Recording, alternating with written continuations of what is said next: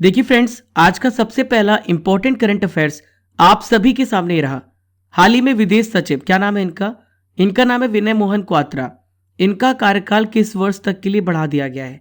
The tenure of foreign secretary Vinay Mohan Kwatra has been extended till which year? तो friends, इनका जो कार्यकाल है 2024 तक बढ़ाया गया है। कब तक? 2024 तक इनका कार्यकाल बढ़ाया गया है। देखिए, इनके पहले जो विदेश सचिव थे इनका नाम है हर्षवर्धन श्रृंगला।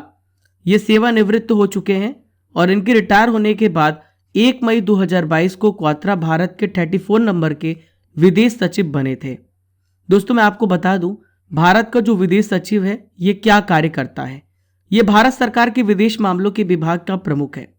भारत की जो फॉरेन पॉलिसी है उसको बनाने में विदेश मंत्री की हेल्प करता है और मंत्रालय के भीतर जितने भी एडमिनिस्ट्रेटिव मैटर्स हैं उस पर सलाह देता है।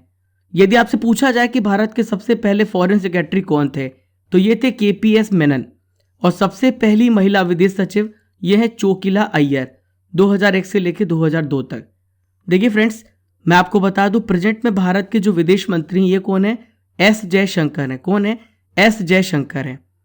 फ्रेंड्स, यहाँ पर बात हमने सेक्रेटरी की है, तो भारत सरकार के जो इंपॉर्टेंट सेक्रेटरी हैं, आइए इस पर भी एक नजर डालते हैं। देखिए, कैबिनेट सचिव हैं राजीव गाबा। अभी हाल ही में भारत के नए रक्षा सचिव बनाए गए हैं गिरिधर अरमाने। अजय कुमार भल्ला गृह सचिव हैं। विदेश सचिव विनय मोहन क्वात्रा मैंने आपको बता दिया है। Foreign secretary TV Somnath. राजस्व सचिव है संजय मल्होत्रा। अभय कुमार की बात करें तो सहकारिता मंत्रालय के संयुक्त सचिव है। अजय शेठ है आर्थिक मामलों के सचिव। पीएम मोदी के प्रधान सचिव है पीके सिन्हा। प्रधानमंत्री के निजी सचिव है विवेक कुमार। यहां से आपका एक नंबर तो पक्का है, ध्यान से सुनते जाइए और सारे पॉइंट को नोट कीजिएगा। देखिए फ्रेंड्स, आप पढ़ रहे हैं डेली करंट अफेयर्स और मैं हूं राजा गुप्ता। मैं आपको पढ़ा रहा हूं 30 नवंबर 2022 के इंपॉर्टेंट करंट अफेयर्स। साथियों, मुझे पूरे 1 साल हो चुके हैं करंट अफेयर्स पढ़ाते हुए। बहुत बहुत धन्यवाद आप सभी का इतना प्यार देने के लिए। ऐसे सपोर्ट बनाए रखें आप। देखिए फ्रेंड्स, इस क्लास में आपको स्पेशल क्या मिलता है? लास्ट में आपको ऑल जीएस सब्जेक्ट का कवरेज मिलेगा, यानी हर एक टॉपिक को यहां पर हम डिस्कस करेंगे। दोस्तों, इस क्लास में आपको डेली करंट अफेयर्स का टेस्ट भी मिलता है। जो भी करंट अफेयर्स आप डेली पढ़ते हैं उसका मैं टेस्ट लेता हूं। साथ में क्लास केवल हमारी 25 से 30 मिनट के बीच की क्लास होती है। यह है करंट अफेयर्स की ब्रह्मास्त्र क्लास। दोस्तों, अगर भरोसा खुद पर है तो वह आपकी ताकत बन जाती है और दूसरों पर है तो वह आपकी कमजोरी बन जाती है। तो फ्रेंड्स, यदि आप खुद पर भरोसा करेंगे तभी आप बन पाएंगे कुछ। यदि आप अपनी जो जीवन रूपी गाड़ी है उसे किसी और को चलाने को देंगे तो एक्सीडेंट 100% होगा। आपकी गाड़ी, जो आपकी लाइफ है वो आपकी गाड़ी है। खुद चलाइए, खुद ब्रेक मारिए, खुद एक्सेलरेट कीजिए। चलिए फ्रेंड्स, आइए डिस्कस करते हैं क्वेश्चन नंबर 2। तो क्वेश्चन नंबर 2 आप सभी के सामने ये रहा। हाल ही में उत्तराखंड के नए ब्रांड एम्बेसडर कौन बने हैं? Who has become the new brand ambassador of Uttarakhand? The right answer is, ध्यान से सुनिएगा, यह है प्रसून जोशी। प्रसून जोशी उत्तराखंड के नए ब्रांड एम्बेसडर बने हैं। फ्रेंड्स, एमएस धोनी जो हैं गरुण एरोस्पेस के ब्रांड एम्बेसडर हैं। सौरभ गांगुली बंधन बैंक के हाल ही में ब्रांड एम्बेसडर बनाए गए हैं और सूर्य कुमार यादव अर्बन गबरू के ब्रांड एम्बेसडर बनाए गए हैं। मैंने आपको बताया था। दोस्तों, यहां पर मैं आपको बता दूं, जो प्रसून जोशी हैं ये उत्तराखंड सरकार ने हाल ही में इन्हें मैककेन वर्ल्ड ग्रुप इंडिया के जो प्रमुख कार्यकारी अधिकारी हैं प्रसून जोशी, इन्हें राज्य का ब्रांड एम्बेसडर नॉमिनेट किया है। दोस्तों, इन्हें पद्मश्री पुरस्कार मिल चुका है और ये उत्तराखंड के मूल निवासी हैं।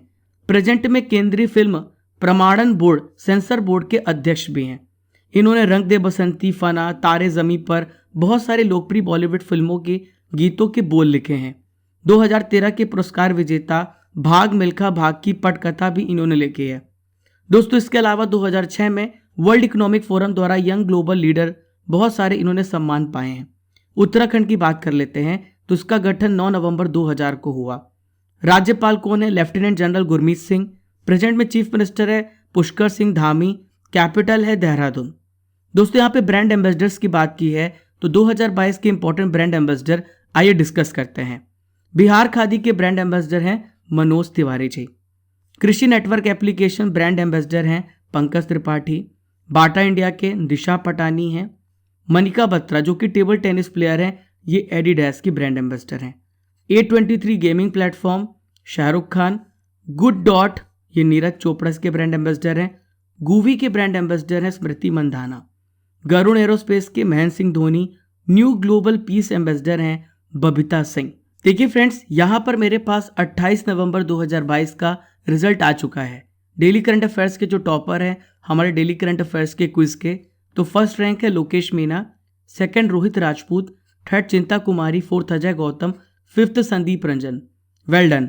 और अगर जिनकी रैंक नीचे है तो आप सुधार सकते हैं, क्योंकि डेली करंट अफेयर्स का डेली टेस्ट होता है हमारे क्रेजी जीके ट्रिक एप्लीकेशन पर।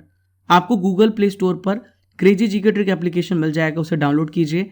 जैसे ही इंटरफेस खुलेगा तो आपको यहाँ पर वीडियो, पीडीएफ और क्विज ये तीनों सेक्शन ओपन होते दिखेगा। आप यहाँ से डेली क्विज को अटेंड कर सकते हैं।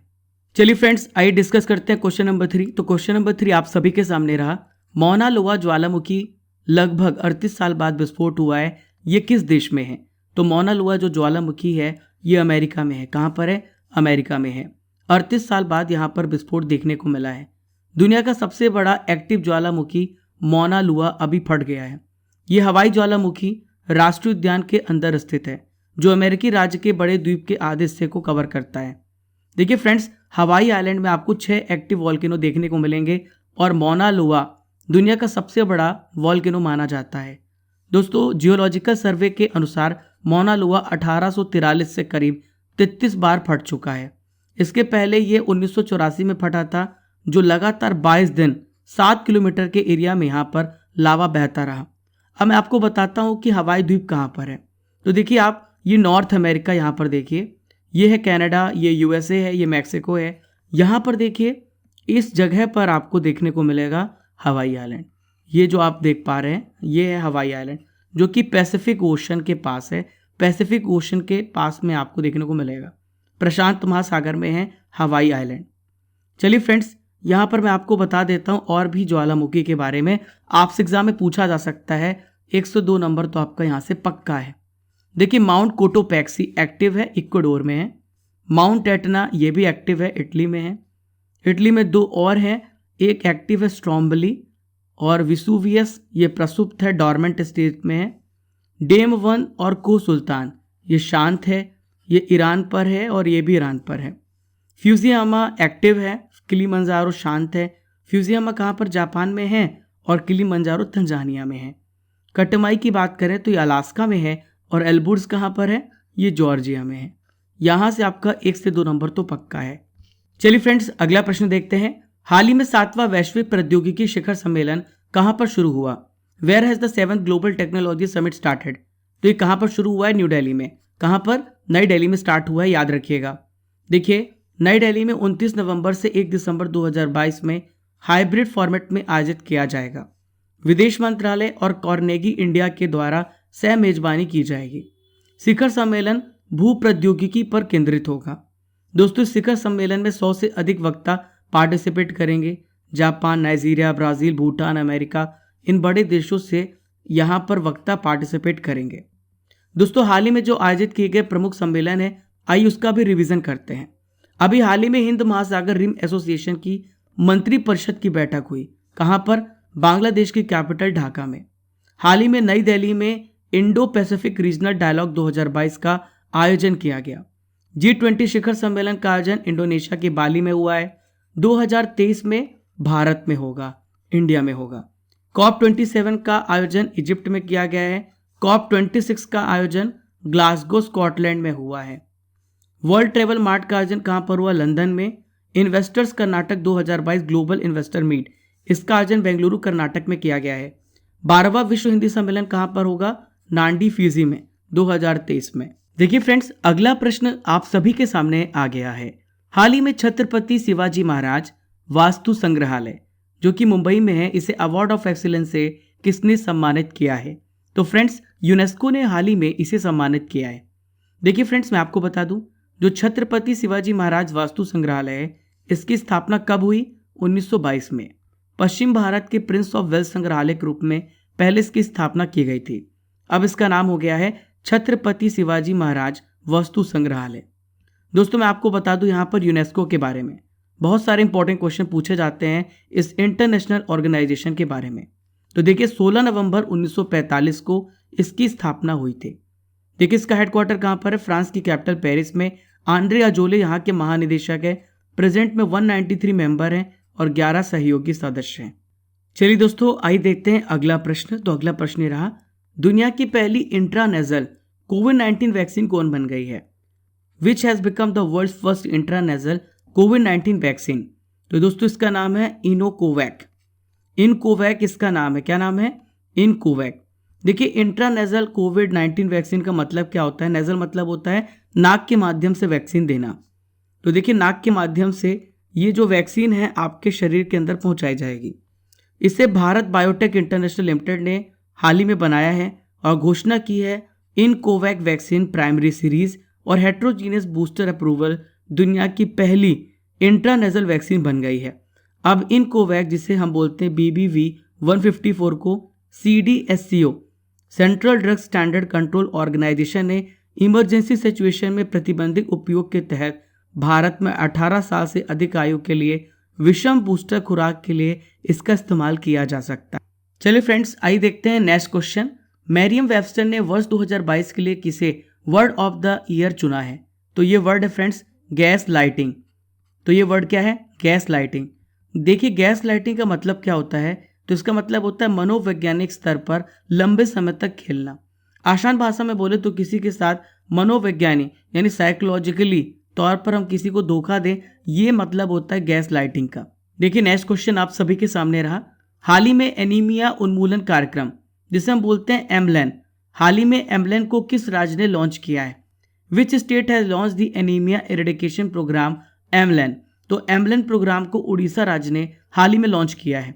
देखिए उड़ीसा के चीफ मिनिस्टर कौन है? तो इनका नाम है नवीन पटनायक। जो एमलेन स्कीम है ये एनीमिया मुक्त लाख अभियान है, यानी एनीमिया की समस्या का पूरी तरीके से उन्मूलन करना, खत्म करना, ये इस अभियान का मकसद है। ये कार्यक्रम राज्य भर के 55,000 सरकारी और सरकारी सहायता प्राप्त स्कूलों और 74,000 आंगनवाड़ी केंद्रों में शुरू किया जाएगा। दोस्तों एनीमिया क्या होता है मैं आपको समझा देता हूँ। देखिए नॉर्मल ब्लड जो आप इस प्रकार से देख पा रहे हैं ये है नॉर्मल ब्लड कंपोजिशन। जब किसी को एनीमिया हो जाता है तो उस केस में आरबीसी की मात्रा घटने लगती है। तो शरीर के टिश्यूज तक जो ऑक्सीजन ले जाते हैं आरबीसी हेल्दी ब्लड सेल्स, वो आरबीसी खत्म होने लगते हैं। आरबीसी का काम होता है हमारे शरीर में ऑक्सीजन पहुंचाना। आरबीसी में हीमोग्लोबिन पाया जाता है जो कि ऑक्सीजन हर टिश्यूज तक पहुंचाता है। जब हमारे शरीर में आरबीसी की मात्रा कम होने लगती है तो ऑक्सीजन ठीक तरीके से हमारी कोशिकाओं तक नहीं पहुंच पाता है और एनीमिया की स्थिति को शरीर में हीमोग्लोबिन की कमी भी माना जाता है, मैंने आपको बताया है। और ऐसी स्थिति में मरीज को बहुत ज़्यादा थकान और काफ़ी ज़्यादा कमजोरी महसूस होती है। देखिए फ्रेंड्स 9th इंपॉर्टेंट क्वेश्चन आप सभी के सामने रहा। हाल ही में केंद्र सरकार के द्वारा नई चेतना अभियान किसके लिए शुरू किया गया है? Nayi Chetna Abhiyan has been launch by the central government for women. तो महिलाओं के लिए नई चेतना अभियान हाल ही में स्टार्ट किया गया है। देखिए इसका क्या मकसद है? तो केंद्र सरकार जो लैंगिक हिंसा है उसके खिलाफ महिलाओं और लड़कियों को अवेयर करेगी। तो 1 महीने का इसमें नई चेतना अभियान शुरू किया गया है। भारत के केंद्रीय ग्रामीण विकास मंत्री का क्या नाम है? तो यह है गिरिराज सिंह। इन्होंने इस अभियान की शुरुआत की है। तो इस अभियान के तहत महिलाओं को जो हिंसा झेलना पड़ता है उसके खिलाफ कानूनी व अन्य उपाय के बारे में उन्हें जानकारी उपलब्ध कराई जाएगी। दोस्तों मैं आपको बता दूं, महिलाओं और लड़कियों के खिलाफ हिंसा के उन्मूलन के लिए एक अंतर्राष्ट्रीय दिवस मनाया जाता है। कब मनाया जाता है? 25 नवंबर को। याद रखिएगा, वेरी वेरी इंपॉर्टेंट। दोस्तों आज का आखिरी इंपॉर्टेंट करंट अफेयर्स आप सभी के सामने रहा। हाल ही में यूपीएससी के सदस्य के रूप में किसे चुना गया है? Who has been selected as a member of UPSC? तो अभी हाल ही में प्रीति सूदन को यूपीएससी के मेंबर के रूप में चुना गया है। देखिए दीपा मलिक कौन है? मैंने आपको कल बताया था। तो ये शॉर्टपुट प्लेयर है। कौन है ये? शॉर्टपुट प्लेयर है। गौरव द्विवेदी हाल ही में क्या बनाए गए हैं मैंने आपको बताया था, आप कमेंट बॉक्स पे बताइए। देखिए गोपाल जो विट्ठल हैं, गोपाल विट्ठल हैं, ये एयरटेल के क्या है? सीईओ है। एयरटेल के सीईओ हैं। आपको बताना है कि गौरव द्विवेदी हाल ही में किसके लिए चुने गए हैं, कमेंट बॉक्स पे बताएं इसका उत्तर। दोस्तों आंध्र प्रदेश कैडर की 1983 बैच की रिटायर्ड आईएएस अधिकारी हैं। दोस्तों मैं आपको बता दूं प्रेजेंट में यूपीएससी के जो अध्यक्ष हैं ये है मनोज सोनी। कौन है? मनोज सोनी। तो ये विश्व बैंक के सलाहकार के रूप में इन्होंने भी कार्य किया है। दोस्तों अब बारी है करंट अफेयर्स की रसमलाई की। तो आइए देखते हैं इंपॉर्टेंट क्वेश्चंस 2022 के। नेशनल इंटेलिजेंस ग्रिड का सीईओ हाल ही में किसे नियुक्त किया गया है? तो यह है पीयूष गोयल। अगला प्रश्न है, विलियम रूतो ने किस देश के राष्ट्रपति चुनाव में हाल ही में जीत हासिल की है? तो विलियम रूतो ने हाल ही में केन्या के राष्ट्रपति चुनाव में जीत हासिल की है। ओमिक्रॉन वैक्सीन को मंजूरी देने वाला पहला देश कौन बन गया है? तो ये देश है यूनाइटेड किंगडम। 9वीं भारत थाईलैंड संयुक्त आयोग की जो बैठक है 17 अगस्त 2022 को आयोजित की गई, कहां पर? तो फ्रेंड्स याद रखिएगा, बैंकॉक पे ये आयोजित की गई। डूरंड कप किस खेल से संबंधित है जिसका आयोजन कोलकाता में शुरू हुआ? तो डूरंड कप का संबंध फुटबॉल से है। दोस्तों अब आपका 10 प्रश्नों का टेस्ट होगा, तो तैयार हो जाइए 10 प्रश्न टेस्ट के लिए। तो पहला प्रश्न ये रहा, केंद्रीय विदेश मंत्री कौन है? तो केंद्रीय विदेश मंत्री प्रेजेंट में एस जयशंकर। कैबिनेट सचिव कौन है? तो कैबिनेट सचिव का नाम है राजीव गाबा। संजय मल्होत्रा प्रेजेंट में कौन है? तो संजय मल्होत्रा को हाल ही में राजस्व सचिव बनाया गया है। लेफ्टिनेंट जनरल गुरमीत सिंह किस राज्य के राज्यपाल हैं? तो फ्रेंड्स याद रखिएगा, ये उत्तराखंड राज्य के राज्यपाल हैं। बिहार खादी के ब्रांड एम्बेसडर कौन है? तो ये हैं पंकज त्रिपाठी जी। गरुड़ एरोस्पेस के ब्रांड एम्बेसडर कौन है? ये हैं MS Dhoni, Mahendra Singh Dhoni. Mount Cotopaxi ज्वालामुखी किस देश में है?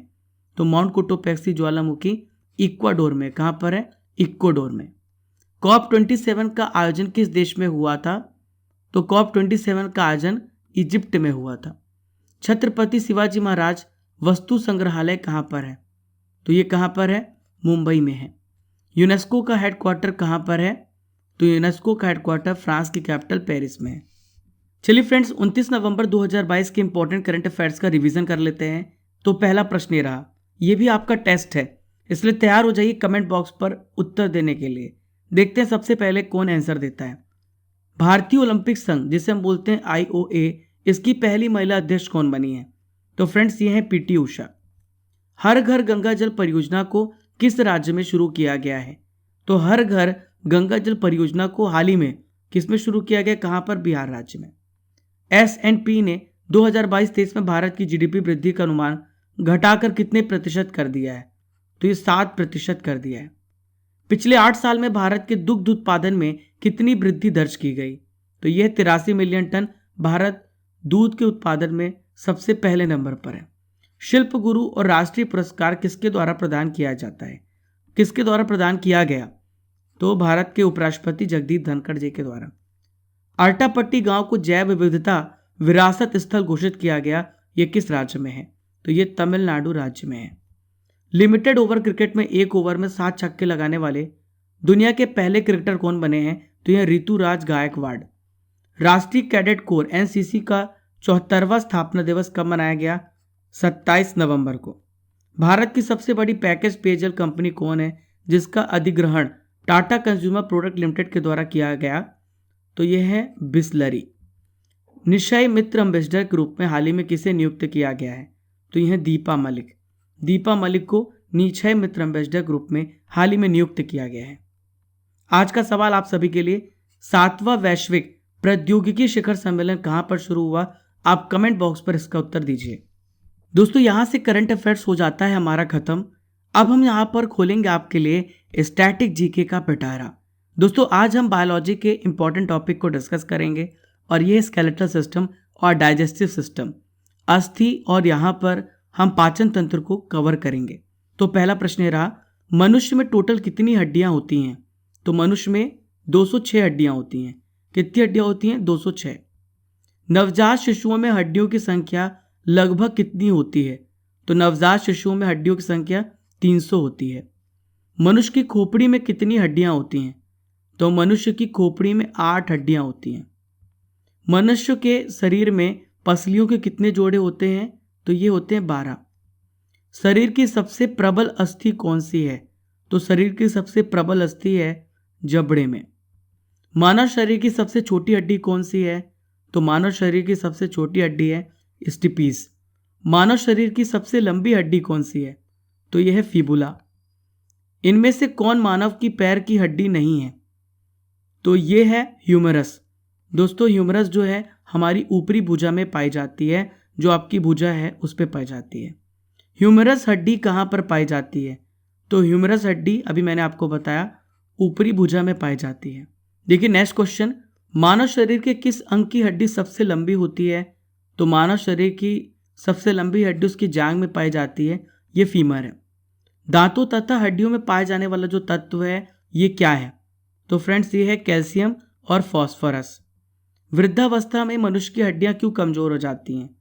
तो फ्रेंड्स कैल्शियम की कमी की वजह से कमजोर हो जाती हैं। देखिए फ्रेंड्स नेक्स्ट क्वेश्चन ये रहा, अस्थियों एवं पेशियों को आपस में कौन जोड़ता है? तो यह है टेंडन। क्या है? टेंडन। मनुष्य के जीवन काल में कितने दांत 2 बार डेवलप होते हैं? तो 20 ऐसे दांत हैं जो 2 बार डेवलप होते हैं।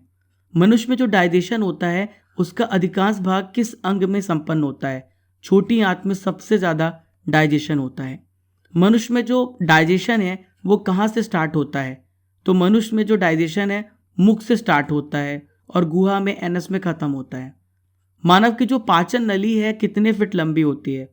मानव की पाचन नली 32 फीट लंबी होती है। मुख में जो स्टार्च है उसका शर्करा में पाचन किसके द्वारा होता है? तो यह है टाइलिन के द्वारा। पाचन तंत्र का इसमें कौन सा हिस्सा नहीं है? तो पाचन तंत्र का हिस्सा कॉर्निया नहीं है। शरीर के लिए एंजाइम आवश्यक क्यों होते हैं? क्योंकि ये जीव रासायनिक क्रियाओं के उत्प्रेरक होते हैं। दुग्ध प्रोटीन को पचाने वाला एंजाइम कौन सा है? तो दूध को पचाने वाला जो प्रोटीन है वो है रेनिन।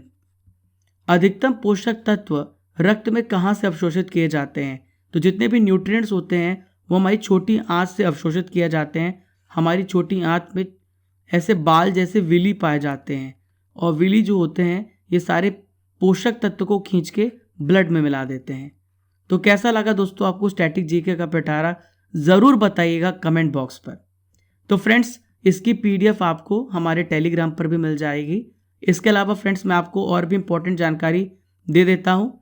दोस्तों बहुत सारे यहाँ पर हमारे कोर्सेस लॉन्च किए गए हैं क्रेजी जीके ट्रिक एप्लीकेशन पर। तो आप crazy GK trick application download करके इन सभी कोर्सेस में एनरोल हो सकते हैं और कोड यूज़ कीजिएगा RGCGT राजा गुप्ता क्रेजी जीके ट्रिक, तो आपको मैक्सिमम डिस्काउंट मिल जाएगा। दोस्तों इसके अलावा MP का पटवारी कोर्स भी लॉन्च हुआ है। अभी पटवारी की वैकेंसी आई है, यहाँ पर आपको कंप्लीट कवरेज मिलेगा। दोस्तों पहली बार अगर हमारे चैनल पर आ रहे हैं तो don't forget to subscribe and press the bell icon button. Keep liking, keep sharing your channel crazy GK trick. दोस्तों अगर सेशन पसंद आया है तो अपने सभी फ्रेंड्स को ज़रूर शेयर कीजिए, क्योंकि ये आपका परिवार है, ये आपके राजा सर का परिवार है, क्रेजी जीके ट्रिक की फैमिली है। इसको बढ़ाने की जिम्मेदारी मेरी और आपकी दोनों की है। तो चलिए फ्रेंड्स अब चलने का समय हो गया है। मिलेंगे कल फिर इसी जोश इसी ऊर्जा के साथ। जब तक तोड़ेंगे नहीं तब तक छोड़ेंगे नहीं।